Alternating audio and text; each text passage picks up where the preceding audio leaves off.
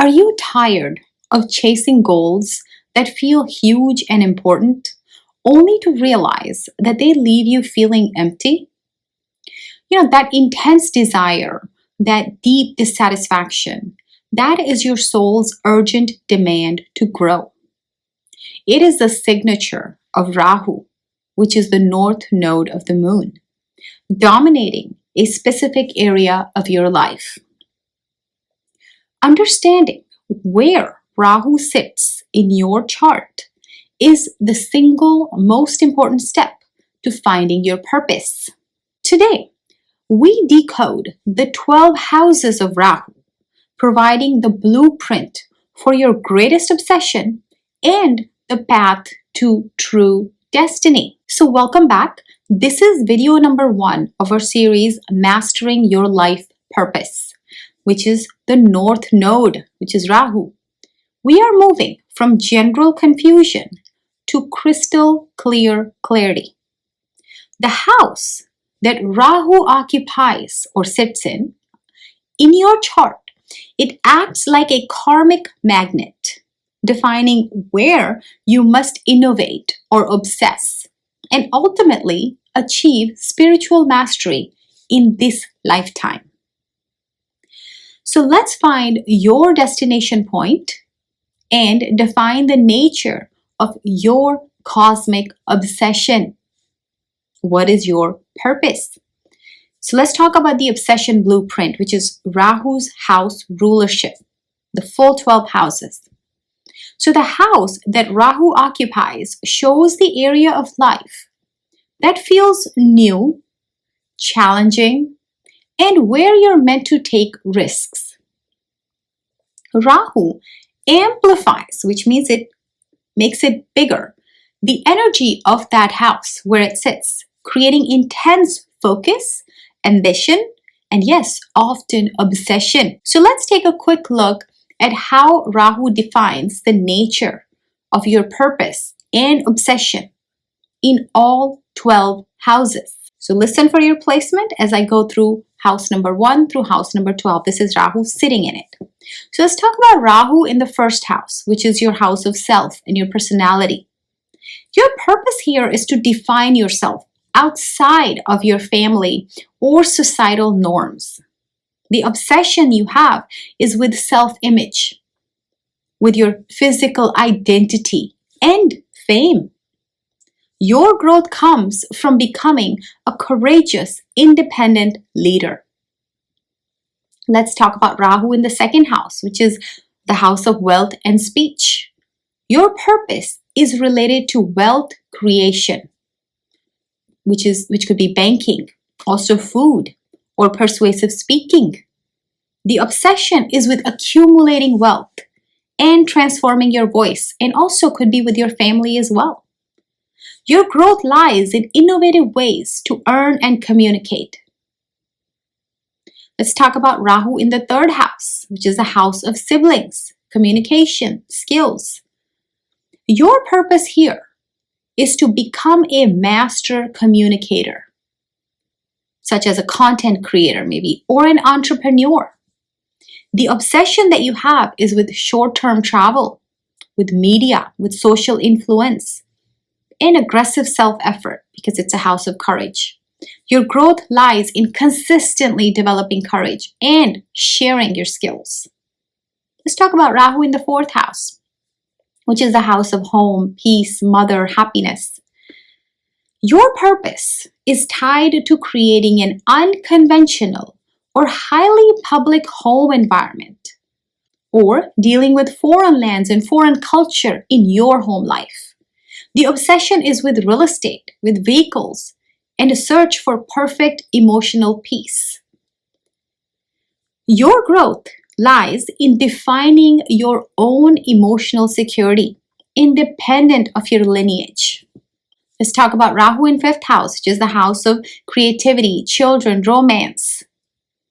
Your purpose is to innovate in education, in creative arts, in speculation, or in raising an unusual or highly talented child. Your obsession is with romance, with performance, and creative fame. Your growth lies in expressing unique, powerful, creative intelligence. Let's talk about Rahu in 6th house. Now, 6th house is a house of service, of health, of conflict, debt, disease. Your purpose is tied to healing, to public service, to social work, or overcoming enemies, or debt, or disease in powerful ways.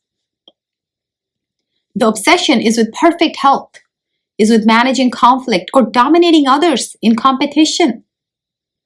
Your growth lies in mastering selfless service and defeating opposition ethically. Rahu in 7th house, that's a house of partnerships and marriage. Your purpose involves intense partnerships, business dealings, or public contracts. The obsession here is with the partner, finding that perfect union or succeeding through collaboration. Your growth lies in mastering balance and compromise with others. Now, the rashis that they sit in is also going to matter, the signs. Let's talk about Rahu in the 8th house, which is the house of transformation, crisis, occult, obstacles. Your purpose is to master hidden knowledge, like astrology, joint assets, insurance, and processes of the deep transformation. The obsession is with secrecy, with crisis, and power over others' resources. Your growth lies in utilizing shared energy for spiritual rather than material power. Let's talk about Rahu in the 9th house. It's the house of dharma, righteousness, guru, fortune, father. Your purpose is to create or follow an unconventional philosophical or spiritual path, often outside of traditional dogma. Your obsession is with higher education, with foreign travel, or finding a famous guru, right? Unconventional Rahu. Your growth lies in establishing your own high-level ethical framework that comes for dharma, your righteousness. Let's talk about Rahu in the 10th house, which is the house of your career, your status, your work. Your purpose is tied to public status, your unconventional career paths, and large-scale, ambitious achievements. The obsession is with climbing the ladder and gaining authority, often through international or technological fields, which is what Rahu dominates. Where does your growth lie? Your growth actually lies in achieving ethical, massive professional success. 10th house Rahu is generally great. Rahu in the 11th house. It's a house of gains, networks, desires. Your purpose is to revolutionize social networks, large groups, or mass communication, leading to massive financial gains. The obsession is with wealth, with fulfillment of all the desires, and gaining followers. Your growth lies in serving humanity's larger goals rather than just personal profit. So let's talk about Rahu in the 12th house, which is the house of moksha, isolation.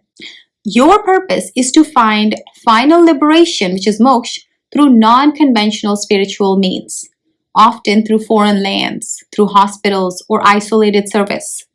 The obsession is with fantasy, with psychic realms, or escaping reality. Where does your actual growth lie? Your actual growth lies in dissolving the ego through selfless detachment. If you are unsure of your exact Rahu house, ask yourself, where do I feel constantly restless, never quite satisfied, but still keep pouring all my energy? That is Rahu speaking. Like, you're doing so much for your family, you're constantly doing something for them, but you're still dissatisfied. That would be your 2nd house Rahu. Let's talk about the nature of Rahu's desire, which is the trap. Rahu's desire is unique because it is never satisfied. This is the core of the challenge. Rahu is a hungry shadow, and whatever it touches, it wants more of it. It's an amplifier.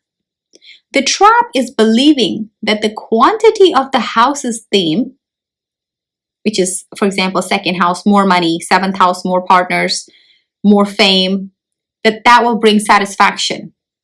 But guess what? It won't. The only way to appease Rahu is to pursue the house's theme with spiritual and ethical mastery, not simply material accumulation or material desires. For example, Rahu in the 10th house isn't satisfied by just any job. It demands that you master the unconventional, forward-thinking, and globally reaching nature of leadership, thereby achieving the mastery of the structure of the house, not just the title. So the way to channel Rahu's obsession constructively is through the purpose pylon technique. Rahu loves structure and technology, so we give it a clear, structured framework. Identify the core theme.